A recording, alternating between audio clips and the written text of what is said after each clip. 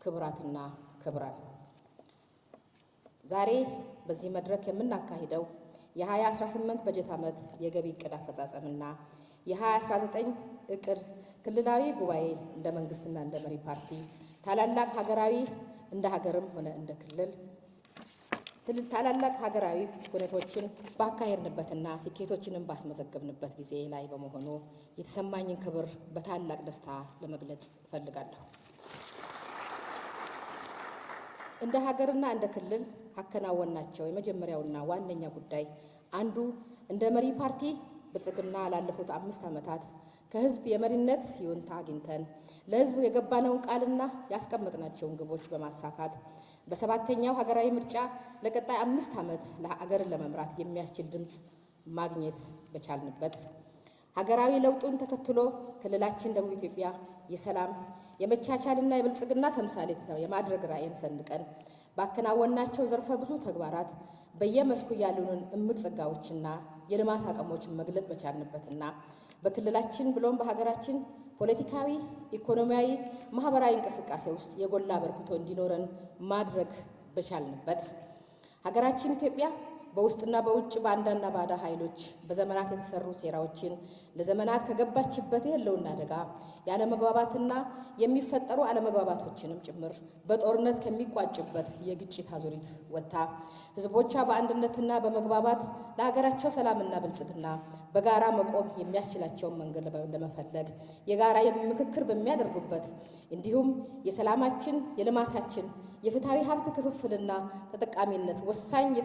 የፊስካል ፖሊሲ መሳሪያና የጋራ ልማታችን አስተማማኝ አቅም በሆነው በገቢ ጉዳይ ላይ ለመነጋገር በተጠራው በዚህ ጉባኤ ላይ በመገኘታችን የተሰማኝን ክብርና ደስታ እየገለጽ ጥሪያችንን አክብራችሁ ስለተገኛችሁ እንኳን በሰላም መጣችሁ ለማለት እወዳለሁ።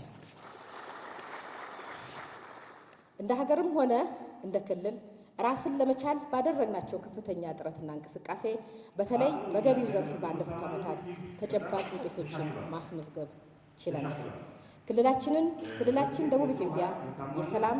የመቻቻልና የብልጽግና ተምሳሌት የማድረግ ራዕያችንን ለማሳካት በየዘርፉ ያከናወናቸው ተግባራት ያልተነኩ እምቅ አቅምና ጸጋዎቻችንን መለየትና መግለጥ እንድንችል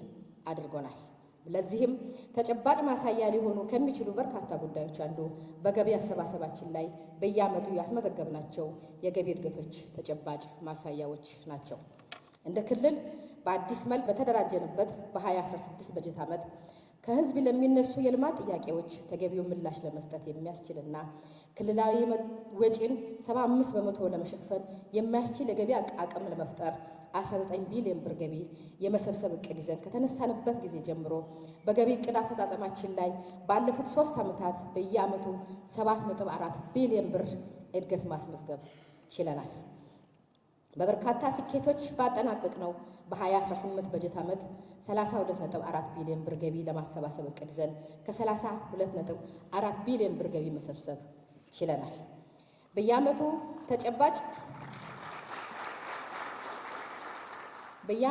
ተጨባጭ የገቢ አፈጻጸም ውጤት በማስመዝገብ ሂደት ውስጥ የክልሉ መንግስት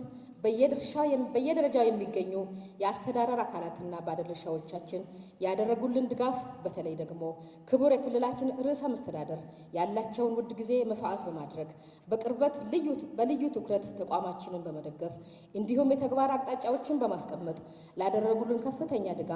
ድጋፍና አስተዋጽኦ ያለኝን ክብርና አድናቆት እያቀረብኩ የጉባኤው ተሳታፊዎች በታላቅ አክብሮት እንድታመሰግኑልኝ እጠይቃለሁ። በተጨባጭ ለተመዘገቡ የገቢ አፈጻጸም ውጤቶች እንደ ገቢ ተቋም ጉልህ አስተዋጽኦ ያላቸው በርካታ ተግባራቶች ተከናውነዋል።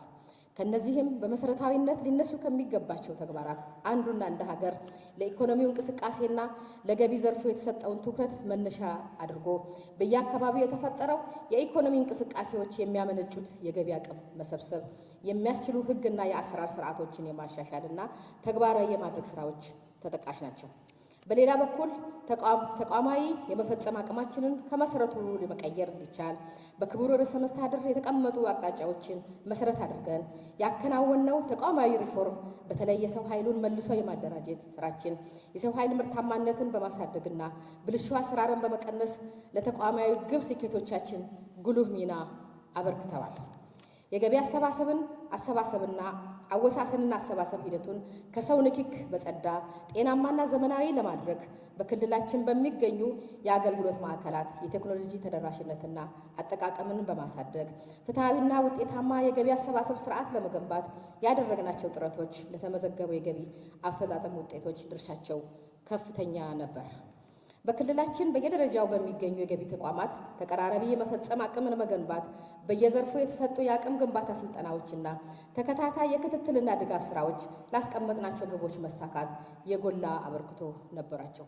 ክቡር ርዕሰ መስተዳድር፣ ክቡራትና ክቡራን፣ በበጀት ዓመቱ እንደ ተቋም የተሰጠንን ተልዕኮ ለመወጣት ባደረግናቸው እንቅስቃሴዎች ያስመዘገብናቸው ውጤቶች እንዳሉ ሁሉ የቀጣይ ትኩረት የሚሹ ጉዳዮችም እንዳሉ ታሳቢ ማድረግ ያስፈልጋል። በተለይም ገቢ ለመሰብሰብ የሚያስችል የሕግና የአሰራር ስርዓት በእጃችን ይዘን በየአካባቢው የገቢ ምንጭ ሊሆኑ የሚችሉ እምቅ አቅሞችና ጸጋዎችን ለይቶና ተገቢውን ትኩረት ሰጥቶ ገቢ በመሰብሰብ በሕዝቡ ለሚነሱ የልማት ጥያቄዎችን ተገቢ ምላሽ ለመስጠት የሚያስችል አቅም ያለመፍጠር ጉድለት በጉልህ የሚታይ ነው። በገቢ አፈጻጸም ሂደት የሚታዩ ጉድለቶችን ለመሙላት እንደ ክልል የሚደረጉ ተከታታይ ድጋፎችን ተለይተው የሚሰጡ ግብረ መልሶችን ወደ ተግባር በመቀየር ካለበት ተመሳሳይና ተደጋጋሚ ጉድለት ለመሻገር በሚፈለገው ልክ ትኩረት ሰጥቶ ያለመስራት ችግሮች በስፋት ታይተዋል። በመሆኑም በ2019 በጀት ዓመት ለመሰብሰብ የተያዘው የገቢ ዕቅድ ክልላዊ ወጪን 75 በመቶ በውስጥ ገቢ በመሸፈን ለሕዝብ የገባነውን ቃል በተገቢው ምላሽ ለመስጠት የሚያስችል ሀብት የመፍጠሩ ተግባር ከመቼውም ጊዜ በላይ ለገቢ ተግባር ትኩረት የሚፈልግ የጋራ ጉዳያችን ሊሆን እንደሚገባ በመግለጽ በክልሉ በየደረጃው የምንገኝ የአስተዳደር የባለድርሻ አካላትና የገቢ መዋቅር ከምን ጊዜውም በላይ በጋራ እንድንሰራ ሀደራ እያልኩኝ